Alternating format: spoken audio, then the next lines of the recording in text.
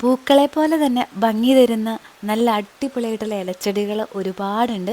നോക്കാൻ സമയമില്ലാത്ത ആളുകൾക്കൊക്കെ നല്ല പച്ചപ്പും കളർഫുള്ളായിട്ടുള്ള ഗാർഡനൊക്കെ സെറ്റ് ചെയ്യാൻ ഇതുപോലത്തെ ചെടികളൊക്കെ വെച്ചുപിടിപ്പിച്ചായിട്ടോ.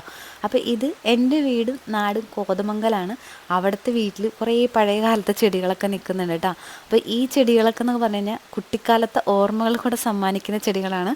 കാരണം ചെടി പണ്ട് ചെറുതായിരിക്കുമ്പോൾ ചെറുപ്പത്തിൽ കഞ്ഞിയും കറിയൊക്കെ വെച്ച് കളിക്കുന്ന സമയത്ത് മീനായിട്ടും പച്ചക്കറിയൊക്കെ ആയിട്ട് അരിഞ്ഞ് കറിയൊക്കെ വെച്ച് കളിച്ചിരുന്ന ചെടികളാണ്.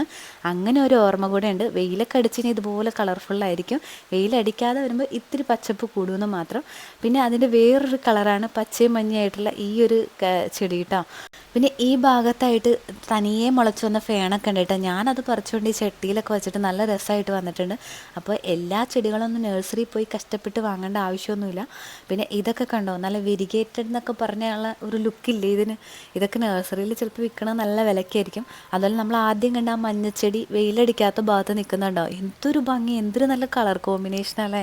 ഇതൊക്കെ പോരെ നമ്മുടെ വീടിനെ ഭംഗിയാക്കാനായിട്ട്. അപ്പോൾ നമ്മുടെ ഈ വഴിവെക്കിൽ മൊത്തം ഇങ്ങനത്തെ ചെടികളാണ് കേട്ടോ.